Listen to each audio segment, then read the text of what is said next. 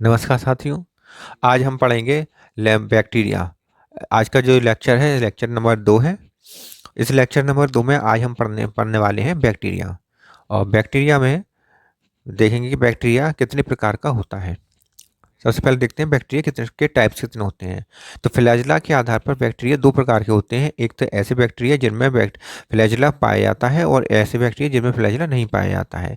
तो फिर ये फ्लैजेला जिसमें पाया जाता है वो फ्लैजेला प्रेजेंट वाले बैक्टीरिया को अलग कर लेंगे, अलग लिख लेंगे। और फ्लैजिला एब्सेंट जिनमें होता है उन बैक्टीरिया को हम अलग लिख लेंगे। ठीक है, तो जिनमें फ्लैजिला पाया जाता है पाया जाता है जिनमें फ्लैजिला नहीं पाया जाता है उन्हें तो हम ए टाइकस कह देते हैं। क्या क्या कहते हैं? ए टाइकस बैक्टीरिया। ए टाइकस बैक्टीरिया। और जिसमें कोई फ्लैजिला नहीं पाया जाता है। फ्लैजिला एब्सेंट का मतलब इसमें कोई फ्लैजिला नहीं पाया जाता है। ए ट्राइकस कहते हैं, ए फॉर नॉन नॉट। और ट्राइकस ट्राइकस कहते हैं फ्लैजिला के लिए। तो ए ट्राइकस का मतलब हो गया जिसमें कोई फ्लैजिला नहीं पाया जाता है। अब दूसरा हम देख लेते हैं फ्लैजिला प्रेजेंट, जिनमें फ्लैजिला पाया जाता है। यहाँ हम इसे चेंज कर लेंगे, प्रेजेंट और एब्सेंट। प्रेजेंट में यहाँ पर एब्सेंट लिख लेंगे कि फ्लैजिला एब्सेंट वाले जो है वो ए ट्राइकस होते हैं। और प्रेजेंट फ्लैजिला प्रेजेंट जिसमें पाया जाता है, तो प्रेजेंट जो एक भी हो सकता है, दो भी हो सकते, ज़्यादा भी हो सकते हैं। तो फ्लैजिला प्रेजेंट वाले कौन से होते हैं? मोनोट्राइकस, जिनमें एक फ्लैजिला होता है। ऐसे बैक्टीरिया जिनमें एक फ्लैजिला पाया जाता है उसे हम मोनोट्राइकस कहते हैं। एक सिरे पर एक से एक फ्लैजिला। ऐसे बैक्टीरिया जिनमें जिनमें एम्फीट्राइकस एम्फीट्राइकस बैक्टीरिया कौन से होते हैं? जिनमें दोनों सिरों पर एक एक फ्लैजिला पाया जाता है, उसे हम एम्फीट्राइकस कहते हैं। एम्फी मतलब बोथ, दोनों सिरों पर एक एक फ्लैजिला। ऐसे एक एक सिरे पर, दोनों सिरे पर एक एक फ्लैजिला प्रेजेंट होगा तो एम्फीट्राइकस। और तीसरा आता है सिफेलोटाइकस। सिफेलोट्राइकस में सिफेलोट्राइकस का मतलब होता है इसके ये एक सिरे पर फ्लैजिला का गुच्छा पाया जाता है। एक सिरे पर, केवल एक सिरे पर फ्लैजिला का गुच्छा पाया जाता है, उसे हम कहते हैं सिफेलोट्राइकस। ठीक है, टफ्ट ऑफ फ्लैजिला, एक सिरे पर टफ्ट ऑफ फ्लैजिला पाया जाएगा, उसे हम सिफेलोट्राइकस कहेंगे। तीसरा आता है, चौथा आता है लोफोट्राइकस। लोफोट्राइकस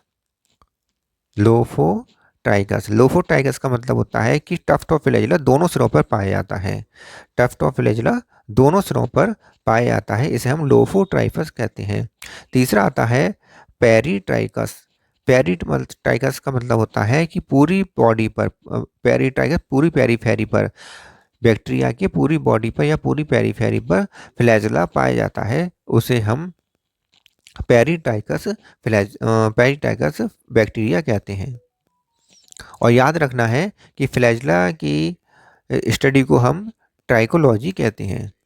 तो फ्लैजिला एब्सेंट जिनमें होता है उन्हें एट्राइकस, और फ्लैजिला प्रेजेंट होता है वो होते हैं 5 प्रकार के फ्लैजिला: मोनोट्राइकस, एम्फीट्राइकस, सिफेलोट्राइकस, लोफोट्राइकस और पेरिट्राइकस। ठीक है, तो तीन जो इस प्रकार के। और ट्राइकोलॉजी क्या कहलाती है? Study of hairs. Study of hair को हम ट्राइकोलॉजी कहते हैं। अब देख लेते हैं यूकैरियोटिक ऑर्गेनिम्स। यूकैरियोटिक ऑर्गेनिम्स कौन से होते हैं इनके बारे में हम देख लेते हैं। यूकैरियोटिक ऑर्गेनिम्स कौन से होते हैं?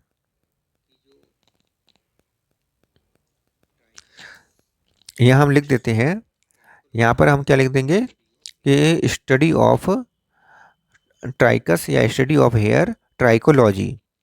ट्राइकोलॉजी ट्राइकोलॉजी किस क्या ट्राइकोलॉजी क्या कहलाया जाएगा? Study of hair. Study of hair, इसे हम कहेंगे ट्राइकोलॉजी। ठीक है, अब नेक्स्ट आगे देख लेते हैं यूकैरियोटिक ऑर्गेनिज्म। यूकैरियोटिक ऑर्गेनिज्म क्या होते हैं? यूकैरियोटिक ऑर्गेनिज्म, इसमें आएंगे प्रोटिस्टा। यूकैरियोटिक ऑर्गेनिज्म में आएंगे प्रोटिस्टा, फंजाई, प्लांटी और एनिमेलिया, प्लांटी और एनिमेलिया। तो ये जो किंगडम है, ये चारों किंगडम यूकैरियोटिक में आते हैं। Protista, fungi, Plantae, animalia eukaryotic eukaryotic phylums होते हैं। प्रोकैरियोट्स कैसे होते हैं? यूनिसेलुलर यूकैरियोट्स होते हैं, जबकि बाकी सभी मल्टी सेलुलर यूकैरियोट्स होते हैं। ठीक है, फंजाई, प्लांटी, एनिमेलिया कैसे होगा? मल्टी सेलुलर ऑर्गेनिज्म होते हैं, या मल्टी सेलुलर ऑर्गेनिज्म होते हैं। मेम्ब्रेन में देख लीजिए, इनमें इनकी कैरेक्टरिस्टिक्स क्या है? इनकी मेम्ब्रेन बाउंड ऑर्गेनेल्स पाई जाती हैं इसमें तो प्रेजेंट। ऐसे ऑर्गेनेल्स जिसमें मेम्ब्रेन होती है, मेम्ब्रेन बाउंड ऑर्गेनेल्स इसमें पाए जाते हैं। यूकैरियोटिक्स का जो है क्लासिफिकेशन न्यूक्लियस के हिसाब से किया गया है। प्रोकैरियोटिक, यूकैरियोटिक न्यूक्लियस के हिसाब से किया गया। तो हम क्या लिखेंगे कि इसमें न्यूक्लियस मेम्ब्रेन प्रेजेंट होती है, न्यूक्लियस मेम्ब्रेन प्रेजेंट होती है। प्रोकैरियोट में न्यूक्लियर मेम्ब्रेन प्रेजेंट नहीं होती है, जबकि यूकैरियोट में न्यूक्लियर मेम्ब्रेन प्रेजेंट होती है, इसलिए हम इसे यूकैरियोटिक कहते हैं। कैरियोट से मतलब होता है न्यूक्लियस, कैरियन। डीएनए डीएनए में हिस्टोन प्रोटीन पाई जाती है, इसलिए हम कहेंगे कि DNA is not naked, naked नहीं होता। डीएनए इज नॉकेड मतलब histone protein present, histone protein present होती है। हिस्टोन प्रोटीन कैसी होती है? पॉजिटिव, पॉजिटिव होती है। और डीएनए कैसा होता है? नेगेटिव होता है, नेगेटिव चार्ज होता है फास्फेट आयन की वजह से। मेम्ब्रेनस ऑर्गेनेल्स भी इसमें पाए जाते हैं, जैसे कि राइबोसोम। मेम्ब्रेनस ऑर्गेनेल्स भी प्रेजेंट होते हैं। Cell organelles, membranous cell organelles present होते हैं। राइबोसोम होता है और न्यूक्लियोलस होता है, ये सब इसमें पाए जाते हैं। कंपार्टमेंटलाइजेशन भी होता है। कंपार्टमेंटलाइजेशन का मतलब होता है कि एक एक कंपार्टमेंट अलग अलग होता है। जैसे कि एक कंपार्टमेंट हो गया राइबोसोम का, एक कंपार्टमेंट हो गया न्यूक्लियस का, एक कंपार्टमेंट हो गया जिसमें हो गया गोल्जी बॉडी, एक हो गया एंडोप्लाज्मिक रेटिकुलम। सब मेम्ब्रेन से बाउंडेड है, मतलब सब एक एक का सबका कंपार्टमेंट अलग अलग है। माइटोकॉन्ड्रिया, ये सब क्या है? अलग अलग कंपार्टमेंट हो गए। क्यों? इसलिए हम कहेंगे कि यूकैरियोटिक ऑर्गेनिज्म में कंपार्टमेंटलाइजेशन पाया जाता है। डीएनए सर्कुलर होता है। डीएनए कैसा होता है? सर्कुलर डीएनए पाया जाता है, डबल स्टैंडर्ड होता है। Circular and double standard DNA पाया जाता है। DNA and circular double standard, DNA circular और डबल स्टैंडर्ड होता है। राइबोसोम 70S प्रकार का होता है। 70S प्रकार का कहाँ होता है? माइटोकॉन्ड्रिया में और क्लोरोप्लास्ट में 70S प्रकार का होता है। माइटोकॉन्ड्रिया एंड क्लोरोप्लास्ट में 70S प्रकार का होता है, और साइटोसोल में 80S प्रकार का राइबोसोम होता है।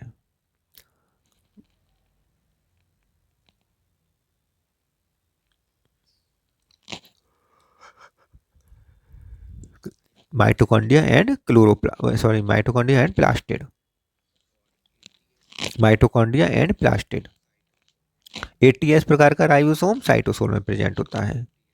70S प्रकार का राइबोसोम माइटोकॉन्ड्रिया और प्लास्टिड में होता है। 80S प्रकार का राइबोसोम साइटोसोल में होता है। अब हम देख लेते हैं सेल के बारे में कुछ विशेष इंपॉर्टेंट बात देख लेते हैं। जैसे कि सेल के सबसे बाहर की तरफ सेल वाल होती है। प्लांट सेल में सबसे बाहर की तरफ सेल वाल होती है, और उसके अंदर प्रोटोप्लास्ट पाया जाता है। अगर हम सेल वाल को अलग कर दें तो उसे हम क्या कहेंगे? बाकी शेष भाग को प्रोटोप्लास्ट कहेंगे। ऐसी प्रोटोप्लास्ट के सेल में जो एनिमल सेल होती है, उसके बाहर क्या बचेगा? प्लाज्मा मेम्ब्रेन बचेगी, और उसके अंदर का पूरा भाग प्रोटोप्लाज्म कहलाता है। सेल के सबसे बाहर वाला भाग सेल वाल, और सेल वाल को अलग कर दें तो अंदर का प्रोटोप्लास्ट। प्रोटोप्लास्ट में सबसे बाहर वाला प्लाज्मा मेम्ब्रेन, और प्लाज्मा और बाकी सब सारा अंदर का भाग प्रोटोप्लाज्म कहलाता है। प्रोटोप्लाज्म में दो भाग होते हैं, न्यूक्लियस और साइटोप्लाज्म। प्रोटोप्लाज्म में दो दो चीजें होती हैं, एक तो न्यूक्लियस होता है और साइटोप्लाज्म होता है। न्यूक्लियस को न्यूक्लियस के बाहर के मेम्ब्रेन को हम क्या कहते हैं, न्यूक्लियर मेम्ब्रेन कहते हैं, और अंदर के न्यूक्लियोप्लाज्म पाया जाता है। न्यूक्लियस में सबसे बाहर की तरफ डबल मेम्ब्रेन न्यूक्लियस मेम्ब्रेन होती है, और उस अंदर से न्यूक्लियोप्लाज्म होता है। साइटोप्लाज्म में ही ऐसे ही साइटोप्लाज्म को हम देखेंगे। साइटोप्लाज्म में सेल ऑर्गेनेल्स पाए जाते हैं, और साइटोसॉल होता है। साइटोसॉल अलग होता है, और सेल ऑर्गेनेल्स उसमें होते हैं, और इन दोनों को मिलाकर साइटोप्लाज्म कहते हैं। ये बात ध्यान रखने योग्य बात है। सेल ऑर्गेनेल्स जो होते हैं, या तो ए मेम्ब्रेनस सेल ऑर्गेनेल्स होंगे, या फिर मेम्ब्रेनस सेल ऑर्गेनेल्स होंगे। कैसे? ए मेम्ब्रेनस होंगे या फिर मेम्ब्रेनस सेल ऑर्गेनेल्स होंगे। अब हम इनमें दोनों तरह के सेल ऑर्गेनेल्स के बारे में डिस्कस कर लेते हैं। पहला आता है ए मेम्ब्रेनस सेल ऑर्गेनेल्स। सबसे पहले क्या लिखेंगे? ए मेम्ब्रेनस सेल ऑर्गेनेल्स। ए मेम्ब्रेनस सेल ऑर्गेनेल्स। ए मेम्ब्रेनस सेल ऑर्गेनेल्स कौन कौन से होते हैं? जिनमें मेम्ब्रेन नहीं पाई जाती। राइबोसोम होता है, जो राइबोसोम के बाहर की तरफ कोई किसी प्रकार की कोई मेम्ब्रेन नहीं पाई जाती। ये केवल आरएनए और प्रोटीन से मिलकर बना होता है। इसके आरएनए को हम क्या कहते हैं? आरआरएनए कहते हैं, और प्रोटीन्स होता है। ये प्लांट में भी पाया जाता है और एनिमल में भी पाया जाता है। एनिमल सेल्स में कौन सा? 70s प्रकार का, और साइटोसोल में 80s प्रकार का होता है, जबकि प्लांट सेल में केवल 70s प्रकार का पाया जाता है। दूसरा आता है सेंट्रोसोम। सेंट्रोसोम में भी कोई मेम्ब्रेन नहीं पाई जाती है, और ये सेंट्रोसोम केवल एनिमल सेल में पाया जाता है। सेंट्रोसोम में केवल एनिमल सेल में पाया जाता है। और फिर तीसरा आता है न्यूक्लियोलस। न्यूक्लियोलस प्लांट और एनिमल सेल दोनों में पाया जाता है। प्लांट सेल में भी पाया जाता है और एनिमल सेल में भी पाया जाता है। राइबोसोम न्यूक्लियस में ही राइबोसोम की का फॉर्मेशन होता है। अब हम देख लेते हैं membranous membranous cell organelles. Membranous cell organelles कौन से होते हैं?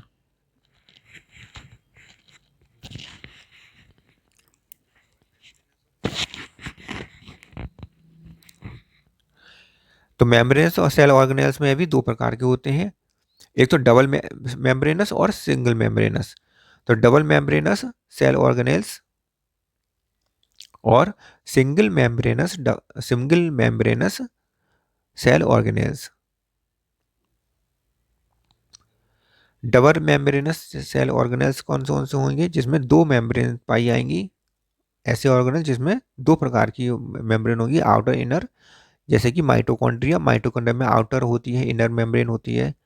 प्लास्टिड, प्लास्टिड में आउटर और इनर मेम्ब्रेन होती है। और इसके अलावा आता है न्यूक्लियस। न्यूक्लियस में भी आउटर और इनर मेम्ब्रेन होती है।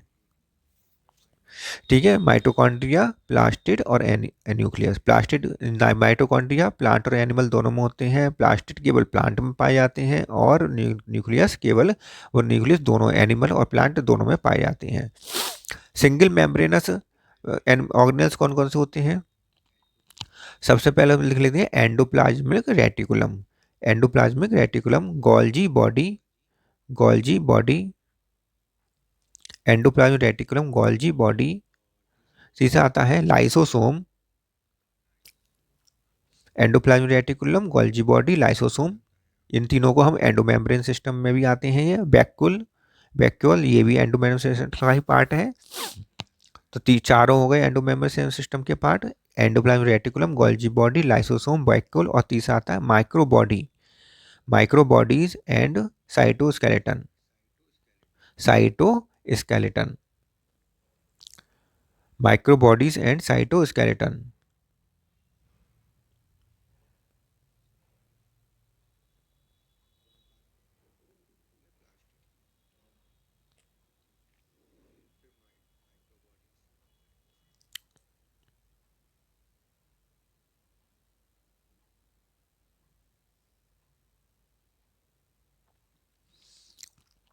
अब हम पढ़ेंगे प्लास्टिड।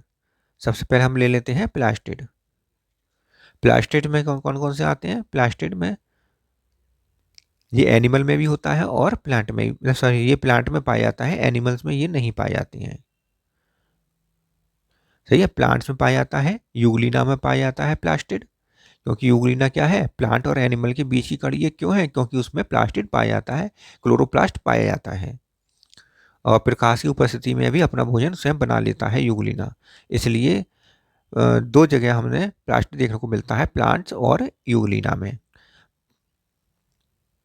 तो ये कितने प्रकार के होते हैं? 3 प्रकार के होते हैं। एक तो क्लोरोप्लास्ट, 3 प्रकार के होते हैं, क्लोरोप्लास्ट, क्रोमोप्लास्ट, क्रोमोप्लास्ट और ल्यूकोप्लास्ट। Leucoplast, leucoplast. तो ये 3 प्रकार के हो गए, क्लोरोप्लास्ट, क्रोमोप्लास्ट, ल्यूकोप्लास्ट। ठीक है, ल्यूकोप्लास्ट।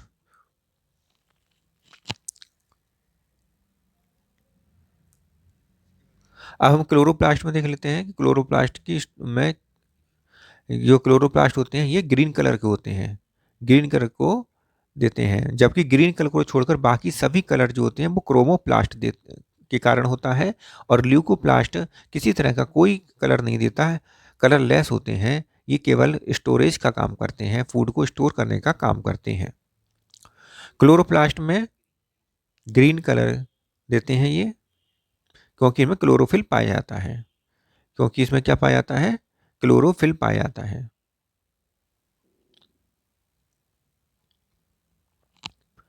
ग्रीन लीव्स में ये पाए जाते हैं, जो ग्रीन है ग्रीन लीव्स में पाए जाते हैं, या फिर कोई जो शाकीय पौधे होते हैं, हर्ष होते हैं, उनमें ग्रीन होते हैं, तो उसके कारण होते हैं, उनकी टहनी भी, उनकी तना भी ग्रीन होता है। अब क्रोमोप्लास्ट की बात है, क्रोमोप्लास्ट कलर्ड होते हैं, ये फ्लावर में कलर देते हैं, फ्रूट्स में कलर देते हैं, कलर देते हैं। तो फ्रूट कलरफुल होते हैं, फ्लावर कलरफुल होते हैं क्रोमोप्लास्ट के कारण। ल्यूकोप्लास्ट जो होता है ये कलरलेस होता है, और इसमें ये स्टोरेज का काम करता है, इसमें फूड का स्टोरेज होता है।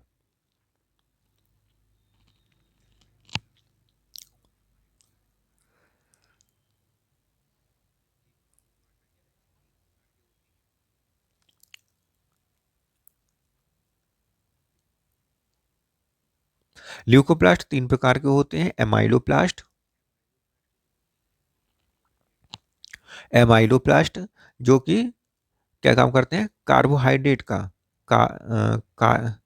कार्बोहाइड्रेट का स्टोरेज करते हैं, कार्बोहाइड्रेट जैसे कि स्टार्च, स्टार्च का स्टोरेज करते हैं, कार्बोहाइड्रेट का स्टोरेज करते हैं एमाइलोप्लास्ट, एमाइलोप्लास्ट कहलाते हैं, ब्लास्ट कहलाते हैं। दूसरा आता है एल्यूरोप्लास्ट। एल्यूरोप्लास्ट जो होते हैं, एमाइलोप्लास्ट कार्बोहाइड्रेट का या स्टार्च का स्टोरेज करते हैं। एल्यूरोप्लास्ट को का दूसरा नाम है प्रोटीनोप्लास्ट। एल्यूरोप्लास्ट का दूसरा नाम क्या है? प्रोटीनोप्लास्ट। क्यों है प्रोटीनोप्लास्ट? क्योंकि ये प्रोटीन का स्टोरेज करते हैं। एल्यूरोप्लास्ट को प्रोटीनोप्लास्ट भी कहते हैं, क्योंकि ये प्रोटीन का स्टोरेज करते हैं। तीसरा आता है इलायोप्लास्ट। तीसरा आता है इलायोप्लास्ट, एमाइलोप्लास्ट, एल्यूरोप्लास्ट और इलायोप्लास्ट।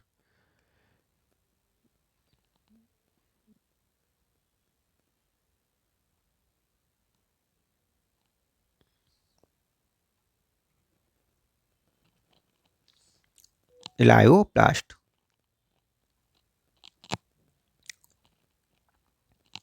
इलायोप्लास्ट क्या काम करते हैं? ये ऑयल एंड फैट्स को स्टोरेज करते हैं। इसे हम इसीलिए ऑयल स्टोरेज करने का लिपिडोप्लास्ट भी कहते हैं।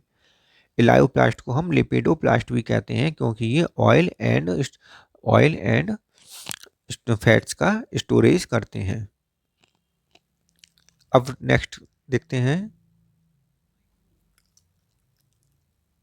Micro bodies. माइक्रो बॉडीज ये कहाँ होती हैं?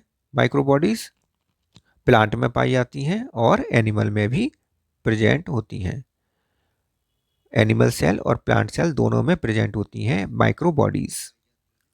कौन कौन सी होती हैं? पहली है परऑक्सीसोम। परऑक्सीसोम पहली है परऑक्सीसोम। दूसरी होती है ग्लाइऑक्सीसोम और चौथी स्फेरोसोम। स्फेरोसोम, परऑक्सीसोम, ग्लाइऑक्सीसोम और स्फेरोसोम।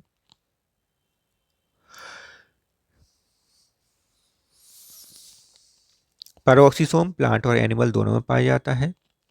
ग्लाइऑक्सीसोम केवल प्लांट में पाई जाती है और स्फेरोसोम्स प्लांट प्लांट में पाए जाते हैं।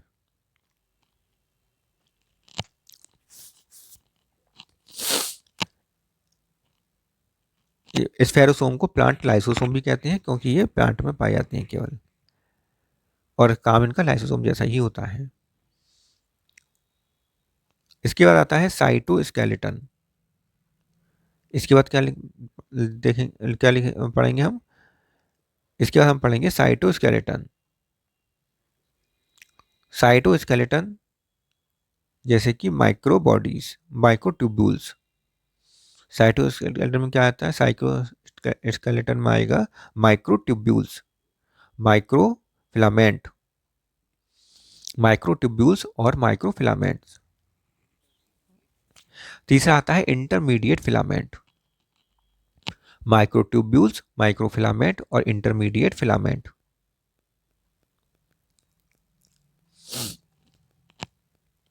इंटरमीडिएट फिलामेंट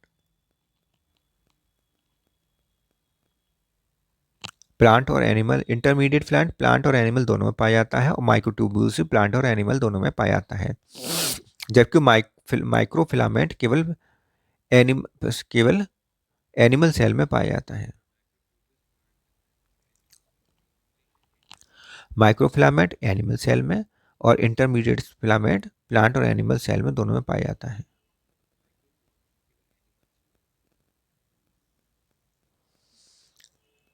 अब हम पढ़ेंगे इसके बाद, देखो माइक्रोट्यूबुल्स हो गया, माइक्रोफिला वो और माइक्रो बॉडीज हो गया। अब इसके बाद अगला है प्रोकैरियोटिक, प्रोकैरियोटिक ऑर्गेनिज्म।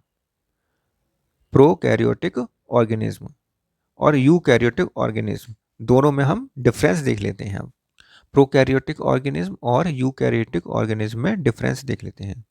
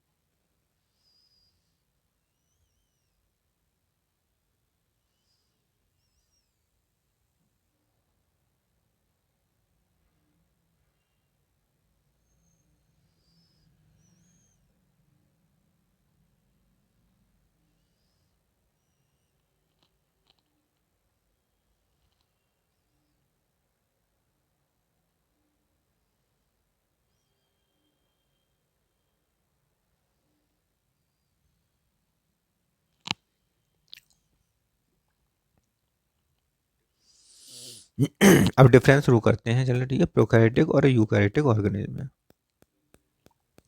पहला डिफरेंस है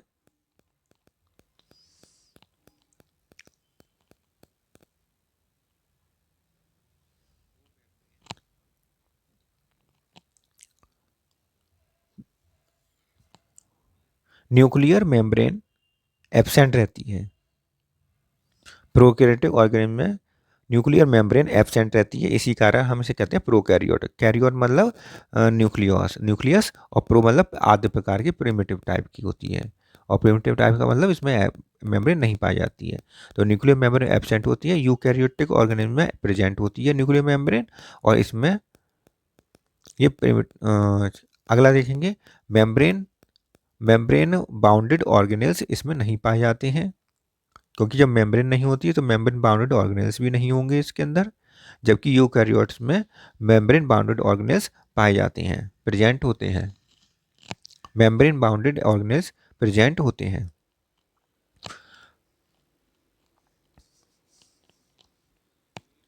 एमेम्ब्रेनस ऑर्गेनेल्स इसमें पाए जाते हैं।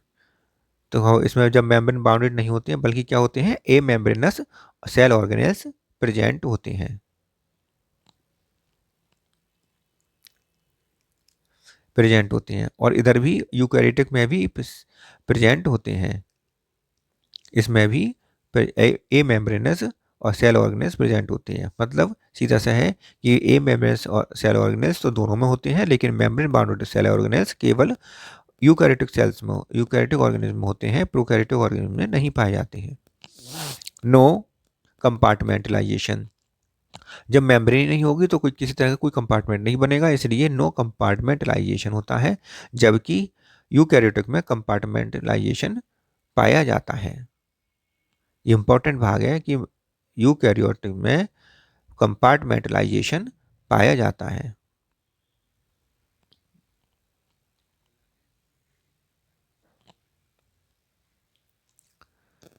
पांचवा है राइबोसोम 70S प्रकार का होता है, जबकि यूकैरियोट्स में राइबोसोम 70S और 80S दोनों प्रकार का होता है। 70S प्रकार का राइबोसोम माइटोकॉन्ड्रिया और प्लास्टिड में होता है, जबकि 80S प्रकार का राइबोसोम 80S प्रकार का राइबोसोम साइटोसोल में पाया जाता है। साइटोसोल लिखना है, साइटोप्लाज्म नहीं लिखना है, यहाँ पर साइटोसोल में पाया जाता है। और हमने बता दिया है कि साइटोप्लाज्म क्या होता है, साइटोसोल और सेल ऑर्गेनेल्स को सबको मिलाकर हम साइटोप्लाज्म कहते हैं। नेक्स्ट है पॉली राइबोसोम। पॉलीराइबोसोम कंडीशन इसमें यूकैरियोट्स में पाई जाती है। जब प्रोटीन की सिंथेसिस होती है तब एक आरएनए एमआरएनए पर कई सारे राइबोसोम लग जाते हैं और पॉलीराइबोसोम कंडीशन पॉलीराइबोसोम बनाते हैं। Many ribosome attach to one mRNA strand, एक एमआरएनए स्ट्रैंड पर कई सारे राइबोसोम अटैच होते हैं, जबकि प्रोकैरियोटिक में ऐसा नहीं होता है। इसमें एमआरएनए एक एमआरएनए स्ट्रैंड पर केवल एक ही राइबोसोम अटैच होता है, इसलिए हम इसे मोनोराइबोसोम कहते हैं। इसलिए हम क्या कहेंगे, इसे मोनोराइबोसोम, क्योंकि एक ही राइबोसोम अटैच होता है तो ये मोनोराइबोसोम कंडीशन होती है, जबकि वहां पर पॉलीराइबोसोम कंडीशन होती है। तो one ribosome attach to one mRNA. DNA naked होता है, मतलब हिस्टोन प्रोटीन इसमें नहीं पाई जाती है। डीएनए नेकेड होता है, विदाउट हिस्टोन प्रोटीन का होता है। डीएनए कैसा होता है, नेगेटिव चार्ज होता है और हिस्टोन प्रोटीन पॉजिटिवली चार्ज होती है, जबकि यूकैरियोटिक ऑर्गेनिज्म में डीएनए विद हिस्टोन प्रोटीन होता है, नेकेड नहीं होता, हिस्टोन प्रोटीन इसमें पाई जाती है। DNA with histone protein. Last है, आठवां है sir circular DNA, double standard DNA. Circular double standard DNA इसमें पाया जाता है, जबकि यूकैरियोटिक ऑर्गेनिज्म में लीनियर डबल स्टैंडर्ड डीएनए पाया जाता है। Linear linear double standard DNA. Circular double standard DNA कहाँ होता है, माइटोकॉन्ड्रिया में, और लीनियर डबल स्टैंडर्ड डीएनए होता है साइड न्यूक्लियस के अंदर। ठीक है, तो लीनियर और सर्कुलर डबल स्टैंडर्ड डीएनए दोनों प्रकार के डबल स्टैंडर्ड डीएनए इसमें यूकैरियोटिक कोशिका में पाए जाते हैं, जैसे, और जबकि प्रोकैरियोटिक ऑर्गेनिज्म में केवल सर्कुलर डबल स्टैंडर्ड डीएनए ही पाया जाता है। इसके अलावा एक्स्ट्रा क्रोमोसोमल डीएनए भी, प्लाज्मिड भी पाया जाता है। सेल वॉल अब कैसी होती है, सेल वॉल के बारे में बात कर लेते हैं।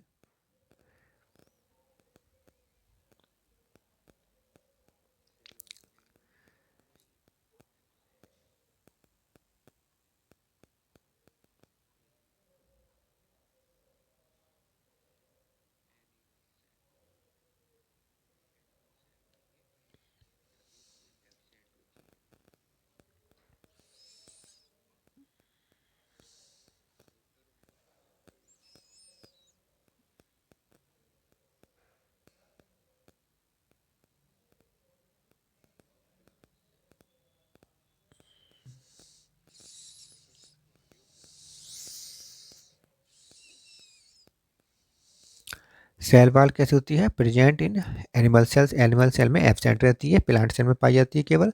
आउटर मोस्ट बाउंड्री होती है प्लांट सेल की, फंगल सेल्स की, और बैक्टीरिया में सबसे बाहर की तरफ बाहर पाई जाती है, सबसे आउटर मोस्ट और बाउंड्री होती है, और डायटम्स में। ठीक है, तो इसमें कहाँ कहाँ पर आउटर मोस्ट बाउंड्री होती है? प्लांट सेल्स में, फंगल सेल्स में, बैक्टीरिया में और डायटम्स में, कि ये आउटर मोस्ट बाउंड्री होती है, जबकि एनिमल सेल में ये सेल वॉल नहीं पाई जाती है। अब हम देख लेते हैं कि ये बहुत इंपॉर्टेंट है, पेपर में भी आता है। ठीक है, cell wall composition. Cell wall का कंपोजिशन क्या है, किस किस से मिलकर बनी होती है? तो सेल वॉल कंपोजिशन हम देख लेते हैं।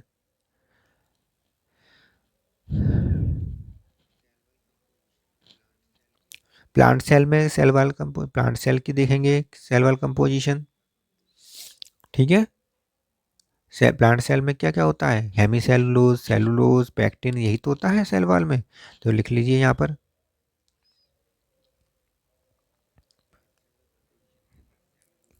सेलुलोज पाया जाता है इसमें, हेमीसेलुलोज पाया जाता है इसमें, सेल वॉल में हेमीसेलुलोज होता है, पैक्टिन होता है, पैक्टिन पाया जाता है। और पैक्टिन किस रूप में होता है? कैल्शियम पैक्टेट, मैग्नीशियम पैक्टेट के रूप में होता है। अब फंजाई में देख लेते हैं। फंगल सेल में भी सेल वॉल होती है, तो फंजाई में क्या होता है? फंजाई में काइटिन की बनी होती है सेल वॉल। फंगल सेल जो सेल वॉल जो होती है वो काइटिन की बनी होती है, इसमें काइटिन पाया जाता है। काइटिन क्या होता है? पॉलीमर होता है, काइटिन की बनी होती है फंगल सेल वॉल। और काइटिन नाक का पॉलीमर होता है। नाक मतलब N acetyl glucosamine, N acetyl glucosamine का पॉलीमर होता है काइटिन। इसके बाद हम देख लेते हैं बैक्टीरिया। बैक्टीरिया की जो सेल वॉल है, बैक्टीरिया की सेल वॉल, बैक्टीरिया अगला है बैक्टीरिया। बैक्टीरिया की सेल वॉल पेप्टिडोग्लाइकन की बनी होती है, पेप्टिडोग्लाइकन। बैक्टीरिया की सेल वॉल पेप्टिडोग्लाइकन की बनी होती है, पेप्टिडोग्लाइकन। पेप्टिडोग्लाइकन की बनी होती है, और पेप्टिडोग्लाइकन को हम म्यूरिन भी कहते हैं। बैक्टीरिया की सेल वॉल पेप्टिडोग्लाइकन की बनी होती है, जिसे हम म्यूरिन कहते हैं। और ये नाग और नाम से मिलकर बनी होता है।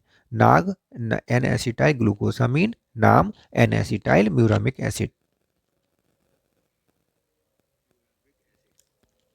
डायटम की जो सेल वॉल है वो फिस्टूल की बनी होती है।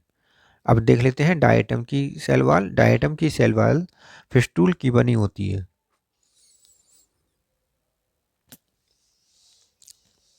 डायटम की सेल वॉल फिस्टूल की बनी होती है।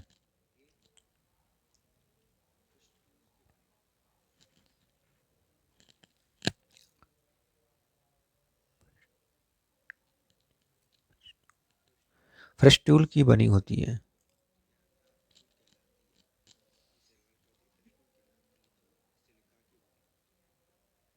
जिसमें सिल्का होता है। फिस्टूल की बनी होती है जिसे हम, जो सिल्का की बनी होती है, फिस्टूल कहते हैं। डायटम की सेल वॉल क्या कहलाती है? फिस्टूल कहलाती है, और ये सिल्का की बनी होती है। इसमें सिलिकॉन डाइऑक्साइड या सिल्का पाया जाता है। ये साबुनदानी की तरह होती है। ऊपर वाला जो पोर्शन होता है इसका, वो एपीथीका कहलाता है, और नीचे वाला जो पोर्शन होता है उसके हम हाइपोथीका कहते हैं। नीचे वाले पोर्शन को हाइपोथीका, ऊपर वाले पोर्शन को एपीथीका कहते हैं।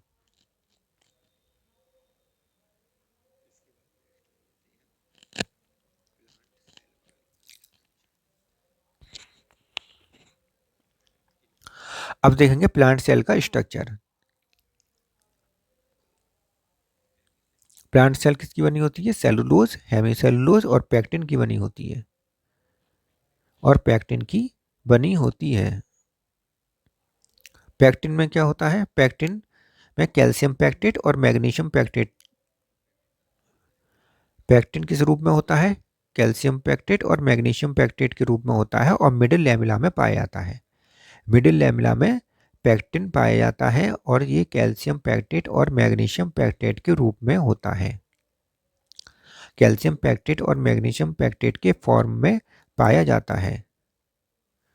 मिडिल लैमेला पैक्टिन की बनी होती है। कैल्शियम पैक्टेट और मैग्नीशियम पैक्टेट के फॉर्म में पाया जाता है। सबसे बाहर की लेयर सेल वाल की सबसे बाहर की लेयर कैसी होगी? दो सेल बना लेते हैं और दोनों की जो सबसे बाहर की लेयर है वे प्राइमरी सेल वाल कहलाती है। ये क्या कहलाएगी? Primary cell wall. दोनों सेल के सबसे बाहर की लेयर को प्राइमरी सेल वाल कहेंगे। इस प्राइमरी सेल वाल के अंदर सेकेंडरी सेल वाल बनती है।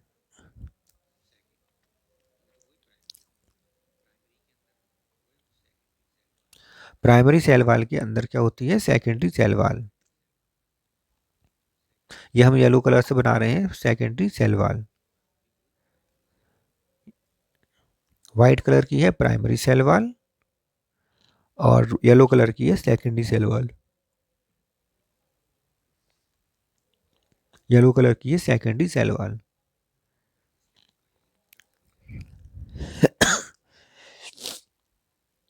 इसके अंदर टर्सरी सेल वाल पाई जाती है। रेड कलर की हम क्या बना रहे हैं? टर्सरी सेल वाल।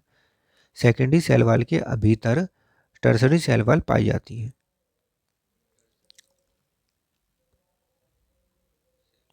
अगर टर्सरी सेल वाल प्रेजेंट है तो ये सेकेंडरी सेल वाल के भीतर बनी होगी, प्रेजेंट होती है।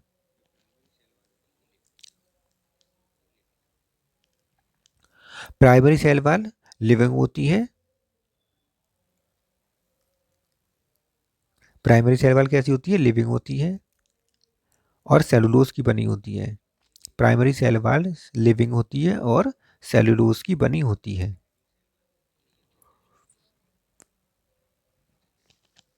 सेकेंडरी सेल वाल थिकेस्ट होती है। सेकेंडरी सेल वाल थिकेस्ट होती है और ये 3 लेयर की बनी होती है। सेकेंडरी सेल वाल थिकेस्ट होती है, 3 लेयर की बनी होती है, S1, S2 और S3, जिसमें S2 मध्य वाली S2 लेयर सबसे मोटी होती है, थिक होती है। S1, S2, S3 की बनी होती है और S2 जो है वो सबसे थिक होती है, इसीलिए सेकेंडरी सेल वाल थिकेस्ट होती है। Tertiary cell wall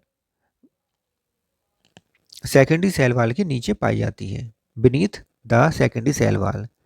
tertiary cell wall beneath the secondary cell wall के नीचे पाई जाती है। अब दोनों सेल के बीच में कनेक्शन करने के लिए दोनों सेल्स के साइटोप्लाज्म को कनेक्ट करने के लिए प्लाज्मोडेस्माटा पाया जाता है। ये ग्रीन कलर से हम बना रहे हैं प्लाज्मोडेस्माटा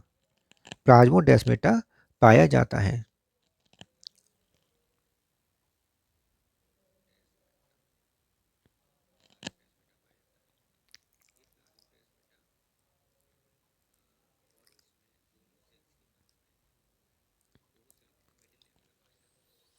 और दोनों सेल्स के बीच में मिडिल लैमेला पाया जाता है और मिडिल लैमेला पैक्टिन का बना होता है और कैल्शियम पैक्टेट मैग्नीशियम पैक्टेट का मिल से बना होता है। तो ये बन गया पिंक कलर का मिडिल लैमेला। मिडिल लैमेला कहाँ पर है? दो सेल्स के बीच में पाया जाता है, इसलिए आउटर मोस्ट लेयर क्या कहलाती है? मिडिल लैमेला कहलाती है। मिडिल लैमेला सेल की आउटर मोस्ट लेयर क्या कही जाती है, क्योंकि ये दो सेल के बीच में पाया जाता है और दोनों सेल के बीच दो मध्य साइटोप्लाज्म को कनेक्ट करने वाला प्लाज्मोडेस्माटा पाया जाता है। एनिमल सेल अगर हम देखते हैं कि दो एनिमल सेल ले लेते हैं तो एनिमल सेल के बीच में दोनों साइटोप्लाज्म को कनेक्ट करने के लिए डेस्मोसोम्स पाए जाते हैं। एनिमल सेल्स में दोनों साइटोप्लाज्म को कनेक्ट करने के लिए डेस्मोसोम्स या गैप जंक्शन पाए जाते हैं, जिसे हम गैप जंक्शन कहते हैं। डेस्मोसोम्स या गैप जंक्शन कहते हैं। ये एनिमल सेल में पाए जाते हैं, केवल डेस्मोसोम या गैप जंक्शन केवल एनिमल सेल में पाए जाते हैं। जबकि प्लांट सेल की बात करें तो यहाँ पे दोनों सेल के बीच में प्लाज्मोडेस्माटा पाया जाता है।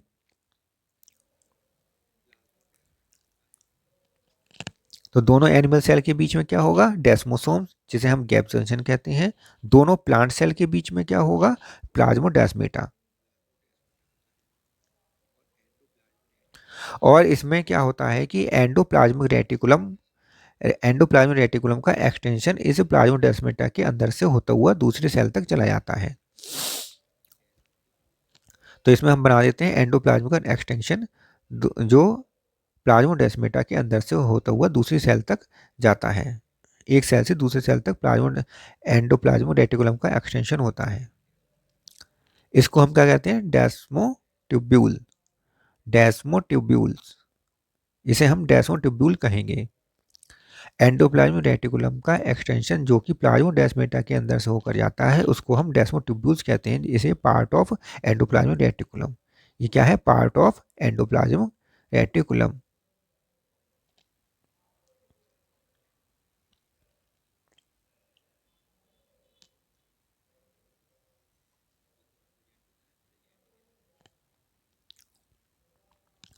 Present in plasmodesmata, desmotubules present in plasmodesmata.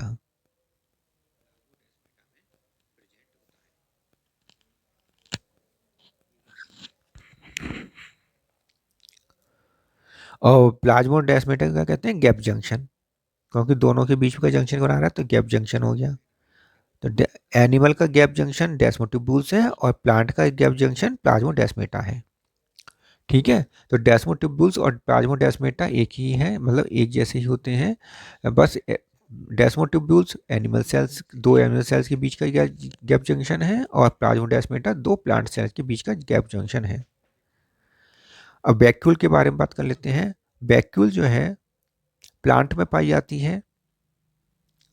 Plant cell में पाई जाने वाली वैक्यूल कैसी होती है, सेंट्रल होती है, लार्ज होती है, लार्ज एंड सेंट्रल होती है, लार्ज एंड सेंट्रल होती है। और एनिमल सेल में वैक्यूल स्मॉल, वेरी स्मॉल और वेरी स्मॉल होती हैं, स्मॉलर वैक्यूल्स होती हैं या एब्सेंट होती हैं। यदि हम फूड वैक्यूल की बात करते हैं, अमीबा पेरिमीशियम की बात करते हैं, फूड वैक्यूल की बात करते हैं, तो ये फूड वैक्यूल अमीबा में पाई जाती हैं, जो फूड को डाइजेस्ट करने के लिए होती हैं। इसमें फूड पाया जाता है जिसको डाइजेस्ट करती हैं ये। ठीक है, तो अमीबा में पाए जाने वाले फूड वैक्यूल फूड को डाइजेस्ट करती हैं, जबकि कॉन्ट्रेक्टाइल वैक्यूल्स भी पाई जाती हैं, जो कहाँ पाई जाएंगी, ये पैरामीशियम में पाई जाती हैं, अमीबा में पाई जाती हैं। कहाँ पर पाई जाती हैं, फ्रेश वाटर में पाई जाने वाली अमीबा और पैरामीशियम में पाया जाता है। यदि फ्रेश वाटर में पाया जा रहा है अमीबा, तो उसमें कॉन्ट्रेक्टाइल वैक्यूल होगी ऑस्मो रेगुलेशन करने के लिए। पैरामीशियम में भी ऑस्मो रेगुलेशन का काम कॉन्ट्रेक्टाइल वैक्यूल ही करती हैं। ठीक है, तो ये वैक्यूल कितने प्रकार के हो गए, प्लांट का वैक्यूल हो गया, एनिमल सेल में वैक्यूल स्मॉल या छोटा होता है, और फूड वैक्यूल हो गए, और आपके कॉन्ट्रेक्टाइल वैक्यूल हो गए। प्लांट सेल और एनिमल सेल्स में क्या अंतर है, ये देख लेते हैं अब।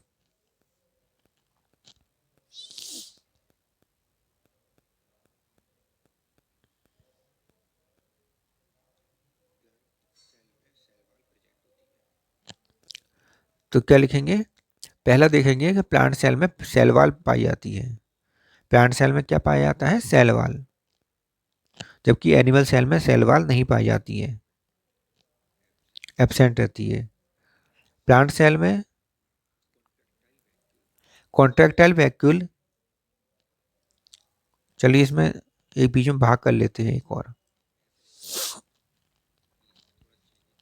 करेक्टरिस्टिक्स लिख ले रहे थे, और फिर एक तरफ एनिमल और प्लांट और एनिमल लिख लेते हैं, दो भाग इसके कर लेते हैं।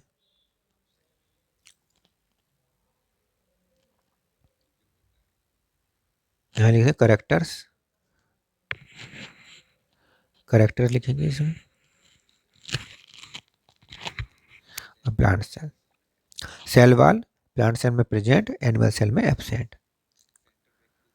सेंटर वैक्यूल लिख लेते हैं, सेंटर वैक्यूल प्लांट सेल में प्रेजेंट, लार्ज होती है सेंट्रल वैक्यूल, जबकि इस एनिमल सेल में स्मॉल होती हैं सेंट्रल वैक्यूल्स। स्मॉलर वैक्यूल्स पाई जाती हैं, जबकि प्लांट सेल में लार्ज वैक्यूल्स पाई जाती हैं।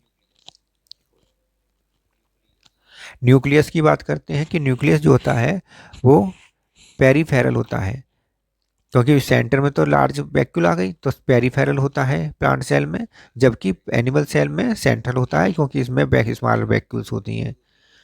तो ठीक है, तो इस एनिमल सेल में एनिमल सेल में प्लांट एनिमल सेल में जो है न्यूक्लियस कैसा होगा, सेंटर में होगा, और जबकि प्लांट सेल में न्यूक्लियस कैसा होगा, पेरीफेरी पर शिफ्ट हो जाएगा। प्लास्टिड की बात करेंगे तो प्लास्टिड प्लांट सेल में प्लास्टिड पाया जाता है, क्लोरोप्लास्ट पाया जाता है, जबकि एनिमल सेल में एब्सेंट रहता है। लेकिन एक इसका अपवाद है, एक्सेप्शन है, यूगलिना।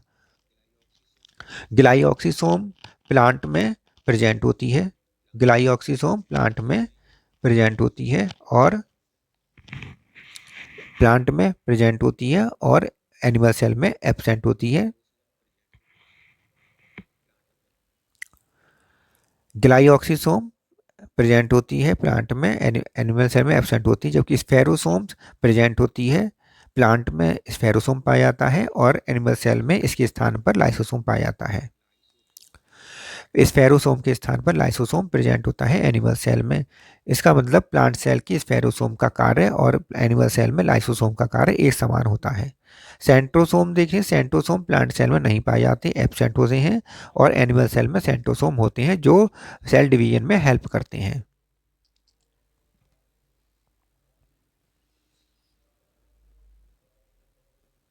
इंपॉर्टेंट, बहुत इंपॉर्टेंट है, पेपर में पूछा भी जाता है कि सेंट्रोसोम प्लांट सेल में होता है या नहीं होता है, कि नहीं होता है इसमें।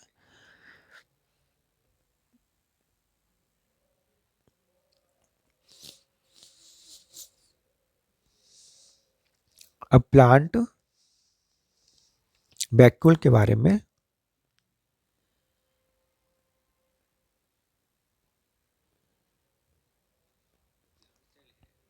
प्लांट वैक्यूल बना लेते हैं। यह प्लांट सेल, और इस प्लांट सेल में अंदर की तरफ प्लाज्मा मेम्ब्रेन पाई जाएगी, सेल वाल, बाहर की तरफ सेल वाल और अंदर की तरफ प्लाज्मा मेम्ब्रेन।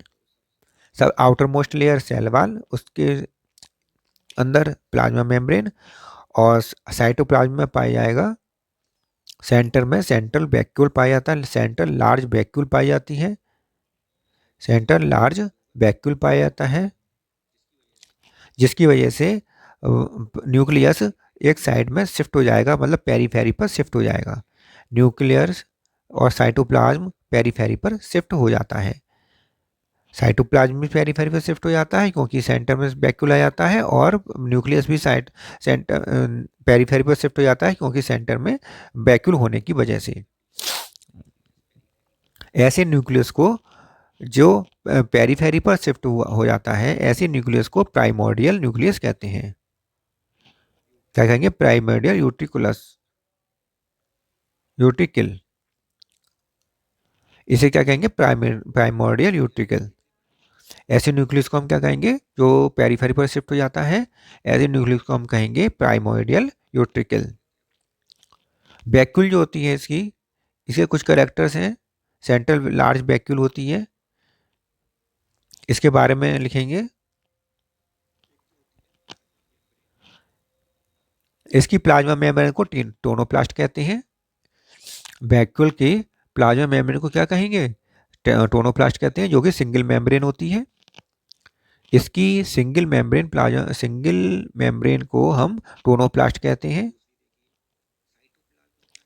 इसका जो इसका जो अंदर मटेरियल भरा होता है, साइटोप्लाज्म जिसे हम कहेंगे, इसके अंदर का मटेरियल जो होता है उसे सेल शेप कहते हैं। इसके अंदर सेल शेप भरा होता है। तो वैक्यूल की मेम्ब्रेन को टोनोप्लास्ट कहते हैं, वैक्यूल के अंदर बड़े फ्लूइड को सेल शेप कहते हैं, सेल शेप कहते हैं। और ये पूरी बॉडी, पूरी फ्लूइड का कितना, पूरी फ्लूइड का 90% भाग बनाता है। पूरी सेल में भरे हुए साइटोप्लाज्म का 90% भाग बनाता है।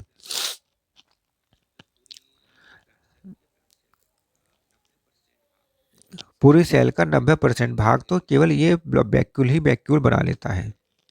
ठीक है, लार्ज होता है एंड सेंट्रल होता है, लार्ज और सेंट्रल वैक्यूल पाया जाता है। तो ये सब इसकी कैरेक्टरिस्टिक्स हैं कि इसकी मेम्ब्रेन को टोनोब्लास्ट कहते हैं, साइटो इसके अंदर बड़े द्रव को साइटोब्लास्ट, इसके बड़े द्रव को सेल शेप कहते हैं, 90% वॉल्यूम बनाता है, ऑक्यूपाई किए हुए होता है, और ये लार्ज और सेंट्रल होता है वैक्यूल।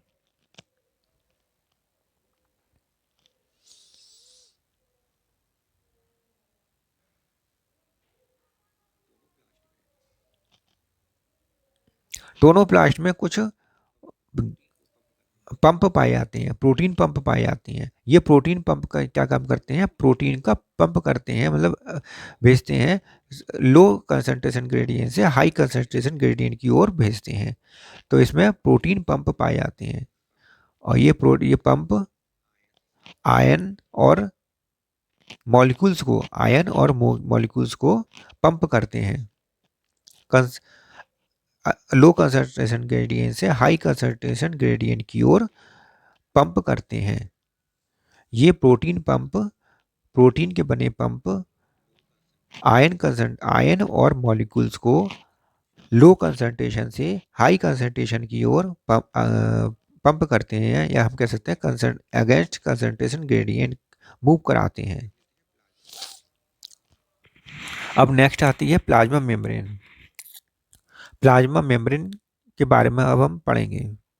अगला टॉपिक, अगला हेडिंग है प्लाज्मा मेम्ब्रेन। इसको हम सेल लेमा भी कहते हैं, प्लाज्मा मेम्ब्रेन कहते हैं, सेल मेम्ब्रेन कहते हैं। प्लाज्मा मेम्ब्रेन को हम क्या कहते हैं, सेल मेम्ब्रेन कहते हैं, सेल लेमा कहते हैं, प्लाज्मा लेमा कहते हैं।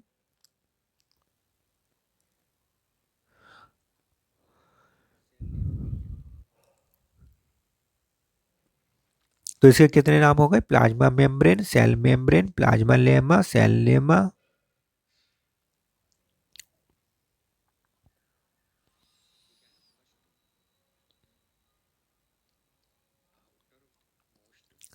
Outer most layer, first outer most layer boundary of animal cell, first outer most boundary of animal cell, second outer most boundary of plant cells. ये क्या है, second outer most boundary of plant cell.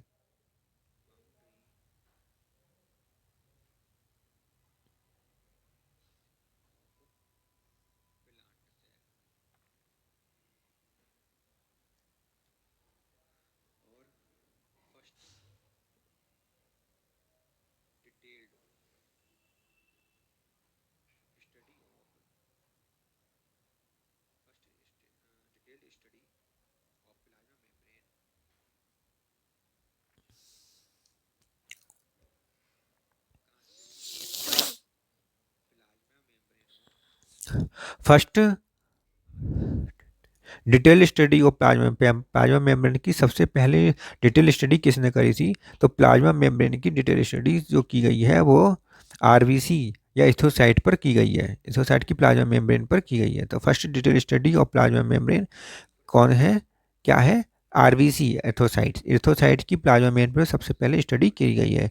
और plasma membrane जो होती है, RBC की plasma membrane, plasma membrane कैसी बनी होती है, लिपिड कंसंट्रेशन इसमें होता है 40%, और प्रोटीन होती है 52%। 40% लिपिड पाया जाता है और 52% प्रोटीन पाई जाती है। 40% लिपिड और 52% प्रोटीन पाई जाती है प्लाज्मा मेम्ब्रेन में। शेष बचा 8% ये कार्बोहाइड्रेट होता है।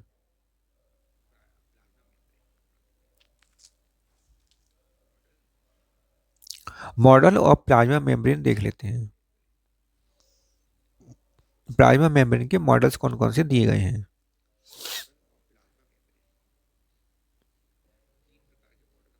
इसमें हमें 3 प्रकार के मॉडल पढ़ने हैं। प्लाज्मा मेम्ब्रेन के मॉडल्स में 3 प्रकार के मॉडल्स हमें पढ़ने हैं। पहला है sandwich model, sandwich model, unit membrane model, sandwich model, unit membrane model. और fluid mosaic model, fluid mosaic model, sandwich model, unit membrane model और fluid mosaic model. Sandwich model दिया है डेवियन एंड डेफसन ने, डेनियल एंड डेफसन ने, Daniel and डेफसन ने सब sandwich model दिया है। यूनिट मेम्ब्रेन मॉडल रॉबर्टसन ने दिया है। अब इसमें क्या है, ये लिपिड बना देते हैं। लिपिड क्या है, बीच में लिपिड लेयर है और साइड में प्रोटीन की लेयर है। तो प्रोटीन के द्वारा सैंडविच बना दिया गया है इसका।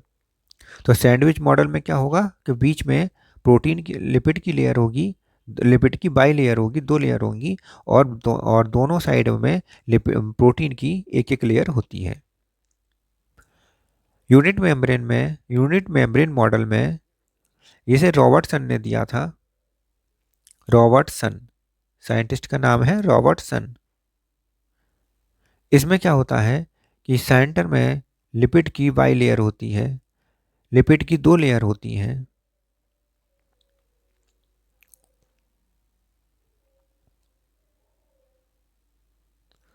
और साइड में लिपिड की लेयर 30 एंगस्ट्रॉम मोटी होती है। कितनी एंगस्ट्रॉम होती है लिपिड की लेयर? 30 एंगस्ट्रॉम मोटी होती है। और 20 एंगस्ट्रॉम मोटी प्रोटीन की लेयर होती है जो बीटा प्लेटेड शीटेड के रूप में होती है। प्रोटीन कैसी होती है? बीटा प्लेटेड शीट के रूप में होती है और ये 20 एंगस्ट्रॉम मोटी होती है। जबकि सेंटर में 30 एंगस्ट्रॉम मोटी लिपिड की बाई लेयर होती है। यूनिट में मेरे मॉडल रॉबर्टसन ने दिया, इस प्रकार का दिया। तो 20 angstrom plus 30 angstrom plus 20 angstrom बराबर हो जाता है 75 एंगस्ट्रॉम मोटी लेयर होती है। तो प्लाज्मा मेम्ब्रेन कितनी मोटी होगी होगी थर्ड होती है 75 एंगस्ट्रॉम मोटी होती है। फ्लूइड मोज़ेक मॉडल जो दिया है 1972 में दिया गया है, फिर सिंगर एंड निकोलसन द्वारा दिया गया है। फ्लूइड मोज़ेक मॉडल 1972 में सिंगर एंड निकोलसन द्वारा दिया गया है, निकोलसन द्वारा दिया गया है। अब हम इसका स्ट्रक्चर देख लेते हैं नेक्स्ट पेज पर। मोस्ट एक्सेप्टेबल मॉडल है। ये कैसा है? मोस्ट एक्सेप्टेबल मॉडल है। आजकल यही पढ़ा जाता है, मॉडल फ्लूइड मोज़ेक मॉडल ही पढ़ा जाता है क्योंकि मोस्ट एक्सेप्टेबल है। फ्लूइड मोज़ेक मॉडल, अब हम पढ़ेंगे फ्लूइड मोज़ेक मॉडल के बारे में पढ़ेंगे।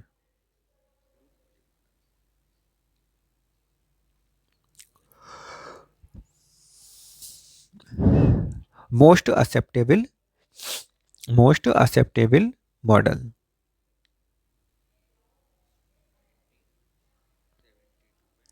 और ये दिया गया था 1972 में दिया गया सिंगर एंड निकोलसन के द्वारा। साइंटिस्ट का नाम है सिंगर एंड निकोलसन।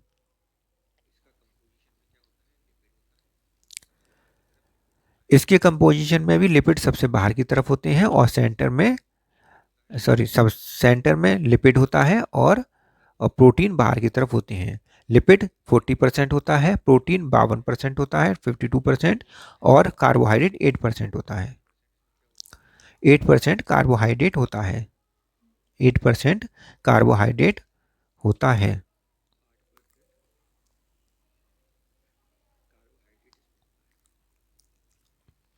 ठीक है, तो 8% कार्बोहाइड्रेट हो गया, 52% प्रोटीन हो गया और 40% लिपिड होता है।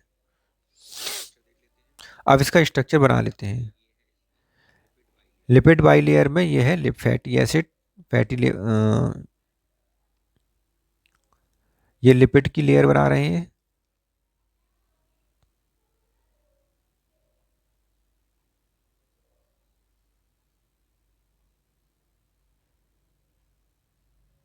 ये बन रही है लिपिड बाई लेयर। अब इसमें बीच में बन जाएगा, बीच में इंटीग्रल प्रोटीन। ये क्या है? Integral protein. Lipid by layer, integral protein इस लिपिड बाइलेयर के बीच में जो प्रोटीन पाई जाती है उसे हम इंटीग्रल प्रोटीन कहते हैं।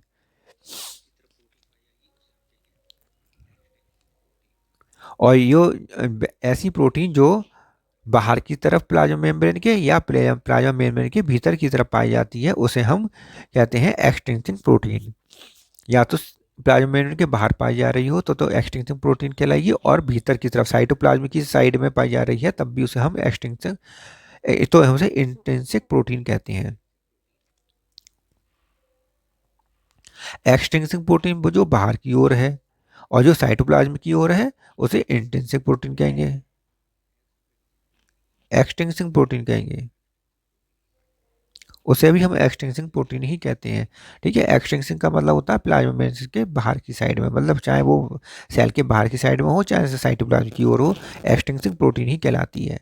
इंट्रिंसिक प्रोटीन कौन सी होती है या इंट्रीगल प्रोटीन कौन सी होती है, जो प्लाज्मा लिपिड बाइलेयर के बीच में पाई जाती है उसे हम इंट्रीगल प्रोटीन भी कहते हैं, इंट्रिंसिक प्रोटीन भी कहते हैं, ट्रांस मेम्ब्रेन प्रोटीन भी कहते हैं।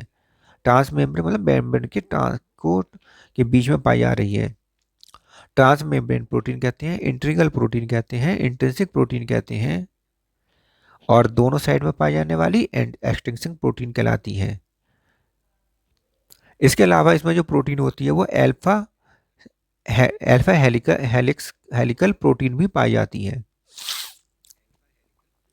इसके अलावा इसमें अल्फा हेलिकल प्रोटीन भी पाई जाती है। तो कितने प्रकार की प्रोटीन हो गई? Alpha helical protein, integral protein, extrinsic protein.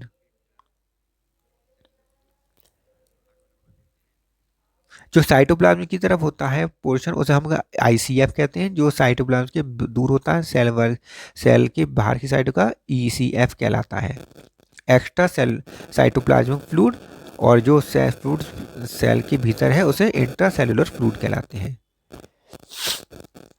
Extra cellular fluid या ईसीएफ को हम नॉन साइटोसोलिक फ्लूइड भी कहते हैं। इंट्रा सेलुलर फ्लूइड को हम साइटोसोलिक फ्लूइड भी कहते हैं।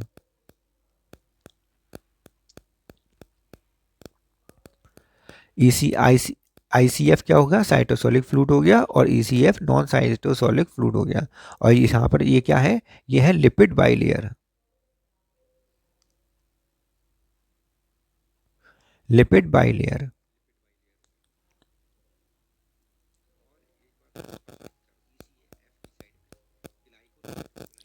इसके अलावा हमें और क्या पढ़ना है इसमें? कार्बोहाइड्रेट 8% होता है, तो वो कार्बोहाइड्रेट यदि लिपिड से कनेक्ट से जुड़ा होता है तो उसे हम ग्लाइकोलिपिड कहते हैं, और यदि प्रोटीन से जुड़ा होता है तो हम उसे ग्लाइको प्रोटीन कहते हैं। ठीक है, तो ये बना रहे हैं हम लिपिड से जुड़ा हुआ कार्बोहाइड्रेट, तो इसे हम कहेंगे ग्लाइकोलिपिड, इसे कहेंगे ग्लाइकोलिपिड। ग्लाइकोलिपिड, ग्लाइको मतलब कार्बोहाइड्रेट, लिपिड मतलब लिपिड से जुड़ा अटैच्ड, ग्लाइकोलिपिड। और प्रोटीन से जुड़ा हुआ कार्बोहाइड्रेट को हम कहेंगे ग्लाइकोप्रोटीन, तब ये कहलाया जाएगा ग्लाइकोप्रोटीन। और इन दोनों का निर्माण किससे होता है? Golgi body. Golgi body glycoprotein और ग्लाइकोलिपिड का निर्माण करती है, फॉर्मेशन करती है। गोल्जी बॉडी ही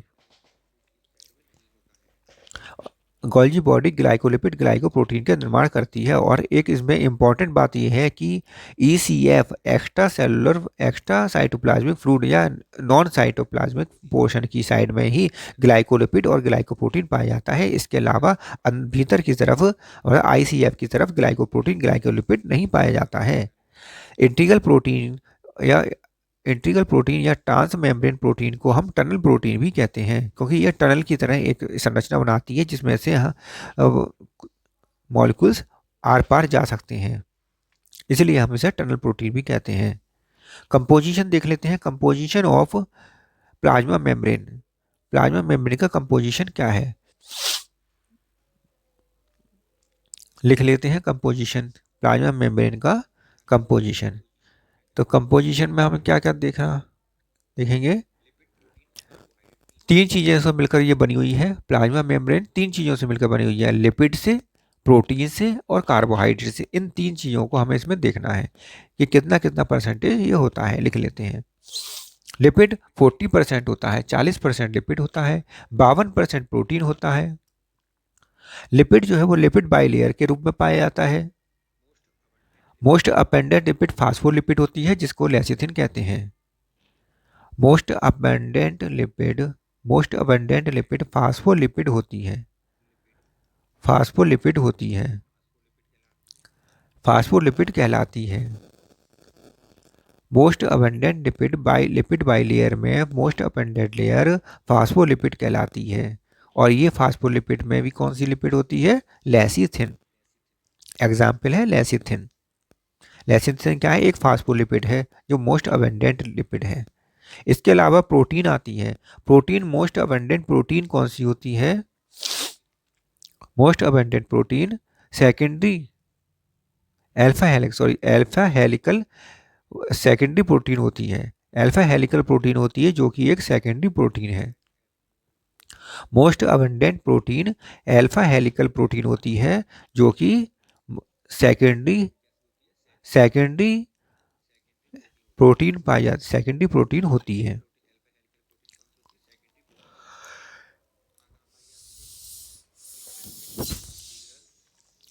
ये कहाँ पर पाई जाती है? इंटीग्रल प्रोटीन और extension protein. Alpha helical protein secondary protein कौन कौन सी होती है? इंटीग्रल प्रोटीन में होती है और एक्सटेंशन प्रोटीन में होती है। Alpha helical protein secondary protein होती है। इसके अलावा बीटा पेरिसिटिन भी सेकेंडरी प्रोटीन होती है, लेकिन मोस्ट अबेंडेड जो होती है वो अल्फा हेलिकल प्रोटीन पाई जाती है। इंटीग्रल प्रोटीन जो होती है वो स्पान द लिपिड मेम्ब्रेन में स्पान करती है, जबकि एक्सटेंशन प्रोटीन जो होती है लिपिड मेम्ब्रेन के आउटसाइड में होती है, लिपिड मेम्ब्रेन के आउटसाइड में पाई जाती है।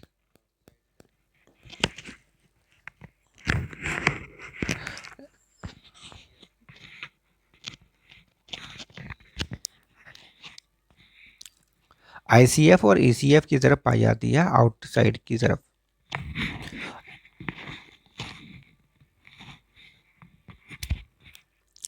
आउटसाइड की तरफ पाई जाती है, मतलब ईसीएफ और आईसीएफ की तरफ पाई जाती है एक्स्ट्रा प्रोटीन। कार्बोहाइड्रेट जो होता है ये टुवर्ड्स द ईसीएफ होता है, एक्स्ट्रा साइटोप्लाज्मिक फ्लूइड की तरफ हमेशा पाया जाता है, इनर की तरफ आईसीएफ की तरफ नहीं पाया जाता कभी भी ये। और ये ऑलिगोपॉलीसैकेराइड होता है, ऑलिगोसैकेराइड होता है। ये पॉलीसैकेराइड नहीं होता, ये कैसा होता है? ऑलिगोसैकेराइड होता है। ये वाला कार्बोहाइड्रेट ईसीएफ की तरफ पाया जाता है, ऑलिगोसैकेराइड होता है और 2 प्रकार का होता है। कौन कौन से 2 प्रकार हमने बताए? ग्लाइकोलिपिड और ग्लाइकोप्रोटीन। ग्लाइकोलिपिड और ग्लाइकोप्रोटीन के रूप में होता है और इसका इन दोनों का निर्माण गोल्जी बॉडी द्वारा होता है। ग्लाइकोसाइलेशन और